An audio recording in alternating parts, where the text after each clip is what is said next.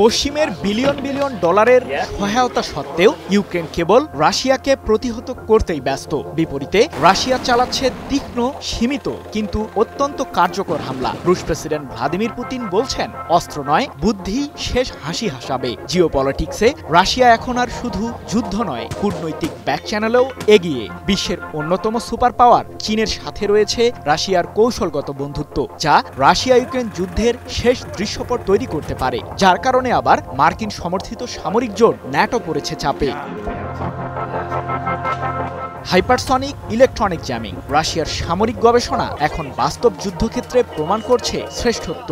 সামরিক বিশ্লেষকরা বলছেন, এই প্রযুক্তি পাল্টে দেবে যুদ্ধের গতিপথ।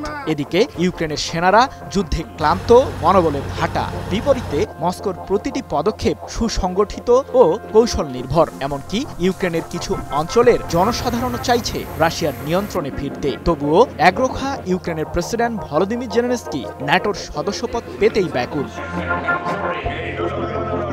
যুদ্ধের তৃতীয় বর্ষ পার হলেও শান্তি চুক্তি নিয়ে নেই কোনো স্বস্তির বার্তা। এমন পরিস্থিতিতে চীন ও পাকিস্তানকে ঘিরে নতুন অভিযোগ দাঁড় করালেন জেলেনস্কি। ইউক্রেনের উত্তর পূর্বাঞ্চলে দেশটির সেনাদের বিরুদ্ধে বিদেশি ভাড়াটে সৈন্যরা লড়ছেন বলে অভিযোগ করেছেন প্রেসিডেন্ট জেলেনস্কি। তিনি বলেন, ফ্রন্টলাইন পরিস্থিতি নিয়ে আমরা কমান্ডারদের সাথে যুদ্ধের গতিশীলতা প্রসঙ্গে কথা বলেছি। এই সেক্টরে আমাদের যোদ্ধাদের বিরুদ্ধে চীন, পাকিস্তান, উজবেকিস্তান, তাজিকিস্তান এবং আফ্রিকান দেশগুলির ভাড়াটে সৈন্যরা লড়ছেন। রাশিয়ার সামরিক বাহিনীর পক্ষেই মূলত লড়ছেন তারা। ইউক্রেনের প্রেসিডেন্টের বরাতে 4 আগস্ট বিষয়টি নিশ্চিত করেছে ব্রিটিশ বার্তা সংস্থা Reuters.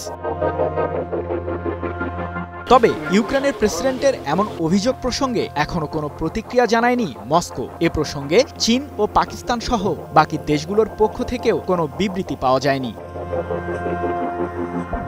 Mona Lisa heavy flow 15 piece প্যাকেটের সাথে 8 পিসের একটি প্যাকেট একদম ফ্রি।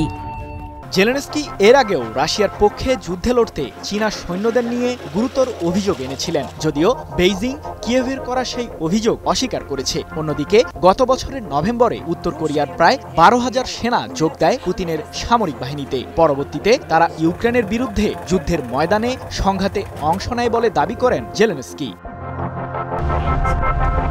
সম্প্রতি নতুন করে রাশিয়ার সামরিক বাহিনীতে যোগ দিতে উত্তর কোরিয়া প্রায় 30,000 সৈন্য পাঠাচ্ছে বলে আন্তর্জাতিক বিভিন্ন সংবাদ মাধ্যম দাবি করে। এদিকে রাশিয়া ও যুক্তরাষ্ট্রের মাঝে বিরাজ করছে চরম উত্তেজনা। এরই মধ্যে রুশ সামুদ্রিক সীমান্তে যুক্তরাষ্ট্রের পারমাণবিক অস্ত্রবহনকারী সাবমেরিন মোতায়েনের নির্দেশ দিয়েছেন মার্কিন প্রেসিডেন্ট ডোনাল্ড ট্রাম্প, যাকে ঘিরে চলছে আন্তর্জাতিক রাজনীতিতে নানান আলোচনা সমালোচনা। কিন্তু কিছু সামরিক বিশ্লেষকের দাবি, রুশ ইউক্রেন যুদ্ধ বন্ধ না হলে মস্কোর বিরুদ্ধে সরাসরি যুদ্ধে জড়িয়ে যেতে পারে যুক্তরাষ্ট্র। যদিও পুতিনের মুখপাত্র দিমিত্রি পেসকভ এমন সম্ভাবনাকে উড়িয়ে দিয়েছেন। সৃজন মাহমুদ, নিউজ 24।